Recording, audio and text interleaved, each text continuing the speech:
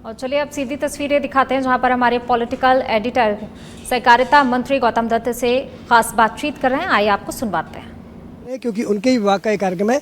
मेरे साथ गौतम दत्त साहब, कल भी एक इतिहास रचने जा रहा है। सहकारिता का वो जो आंदोलन गांव ढांडी से शुरू हुआ, गांव को समृद्ध बनाने की जिसमें भावना थी, किसान को आगे बढ़ाने की जो भावना थी, आज जिस तेजी से आगे बढ़ रहा है उसमें कल एक और मील का पत्थर साबित होगा। निश्चित रूप से आप जो भाव प्रकट कर रहे हैं, कल का दिन राजस्थान के इतिहास में कोऑपरेटिव मूवमेंट के लिए एक ऐतिहासिक दिन होगा। और जिस प्रकार से हमारे देश के यशस्वी प्रधानमंत्री जी ने 2021 में सहकारिता विभाग को एक अलग विभाग बना करके और उसकी जिम्मेदारी हमारे ऊर्जावान देश के गृह मंत्री जी को इस सहकारिता विभाग की जिम्मेदारी देने के बाद में आपने देखा होगा इन 3 सालों में जिस प्रकार से क्रांतिकारी परिवर्तन देखने को मिले हैं। कैसे आम व्यक्ति को जो है, कैसे हम सहकारिता के माध्यम से जोड़ करके उसके जीवन स्तर में कैसे हम सुधार ला सकते हैं, इसकी चिंता हमारे देश के सहकारिता मंत्री जी कर रहे हैं। कैसे हमारी पैक्स मजबूत हो, पैक्स में कंप्यूटराइजेशन करके उसमें कैसे पारदर्शिता आ सकती है, कैसे हम हमारी KVSS हम छोटे छोटे संस्थाएं बनाकर FTOs बना करके कैसे हम हमारे लोकल उत्पाद जो हैं उनको हम निर्यात भी कर सकें, हम बीज संवर्धन का काम कर सकें। ऐसे सारे अनेक काम इस कोऑपरेटिव मूवमेंट के साथ वो करने वाले हैं। इसके साथ कोऑपरेटिव संस्थाएं कैसे मजबूत हो, तो कोऑपरेटिव संस्थाओं को छोटे से छोटी लेकर के पेट्रोल पंप तक के लाइसेंस देने का काम हमारी सरकार कर रही है। तो निश्चित रूप से इन 3 सालों में जिस प्रकार से उन्होंने नए नवाचार करके आपने देखा है कोऑपरेटिव मूवमेंट को बढ़ाने का काम किया है।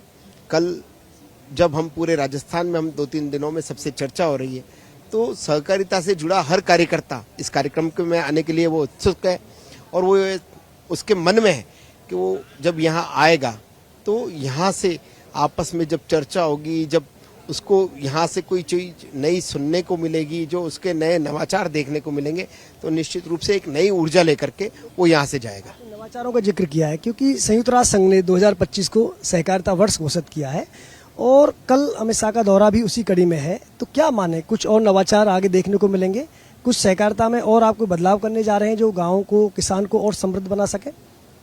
अभी जिन नवाचारों की बात आप कर रहे हैं, इन 3 सालों में जब से ये विभाग बना है उसके बाद आपने देखा होगा जिस प्रकार से नए नवाचार करके, नवाचारों में यही है कि नए काम करके हम कैसे बैंक मूवमेंट जो हमारी है उसको ठीक करें, हमारी सोसाइटीज़ हैं उनको कैसे हम ठीक करें, इन सब को लेकर के आदरणीय प्रधानमंत्री जी की भी संकल्पना है कि सहकार से समृद्धि कैसी लाई जाए। हमारे सहकारिता मंत्री जी के भी मन के भाव है कि सहकारिता के माध्यम से हम कैसे आम जन को सशक्त कर सकें, कोऑपरेटिव मूवमेंट के माध्यम से हम कैसे नए पहल कर सकें, इसके लिए हमारी सरकार प्रयास कर रही है। कल का जो ये दिन है वो ऐतिहासिक दिन होगा। जिस प्रकार से सभी के मन के भाव देखने को मिल रहे हैं, कल का जो कार्यक्रम होगा वो ऐतिहासिक होगा और इस कोऑपरेटिव मूवमेंट को एक नई दिशा देगा। रोजगार उत्सव भी है क्योंकि लगातार आपकी CM मदनलाल शर्मा भी कह रहे थे हमने जो वादा किया युवाओं से रोजगार का, 4 लाख रोजगार 5 साल में देने हैं सरकारी क्षेत्र में, तो कल उसकी भी तस्वीर देखने को मिलेगी। कितने युवाओं को नियुक्ति पत्र दिया जाएगा? निश्चित रूप से पिछली सरकार में जिस प्रकार से पेपर लीक हुए, हमने उन पेपर लीक माफियाओं पे शिकंजा कसने का काम भी किया है। और केवल यही नहीं, नए युवाओं को कैसे रोजगार मिले, अब तक हमारी सरकार लगभग 1 लाख लोगों को रोजगार दे चुकी है। जो हमारे मुख्यमंत्री जी के जो भाव है 5 लाख सरकारी माध्यम से और 10 लाख गैर सरकारी माध्यम से हम युवाओं को रोजगार देने का जो उन्होंने लक्ष्य रखा है। चाहे से राइजिंग राजस्थान की भी आपने देखी होगी, पिछले साल समिट हुई थी, जिस प्रकार से उत्साह राजस्थान को लेकर के सभी उद्यमों में था, तो निश्चित रूप से आने वाला जो राजस्थान का भविष्य है वो सुनहरा भविष्य है और निश्चित रूप से इसमें युवाओं को रोजगार भी मिलेगा और युवा जो है कोऑपरेटिव मूवमेंट के माध्यम से हो या सरकार के माध्यम से हो, वो आगे बढ़ने का काम करेगा। आप मीटिंग लेने जा रहे हैं लेकिन आप सच बेदर्द पर लाइव हैं। मैं एक अंतिम सवाल के साथ आपको फ्री करूंगा कि कल का पूरा रूपरेखा क्या रहेगी कार्यक्रम की, किस तरह कार्यक्रम रहेगा, किस तरह स्वागत किया जाएगा, क्या क्या स्वरूप अमित शाह के दौरे के दौरान रहेंगे?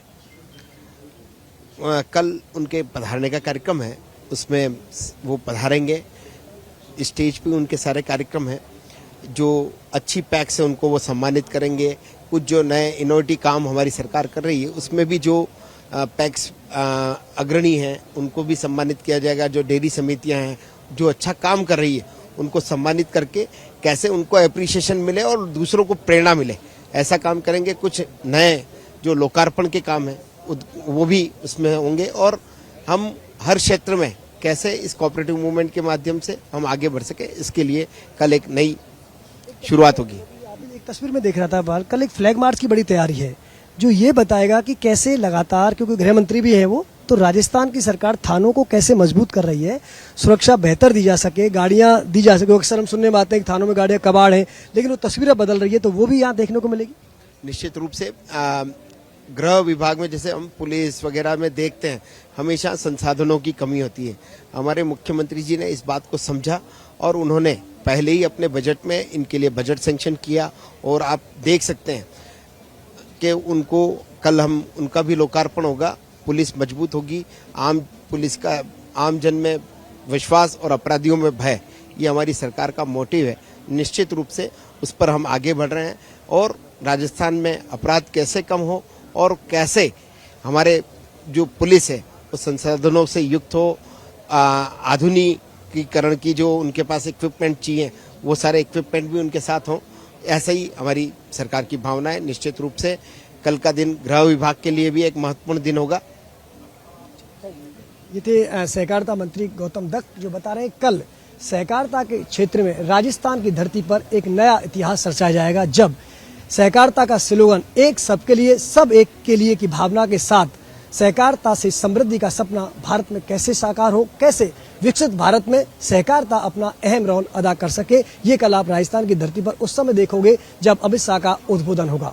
वीडियो जर्नलिस्ट दिनेश के साथ लाल सिंह फौजदार, सच बेधड़क, जयपुर।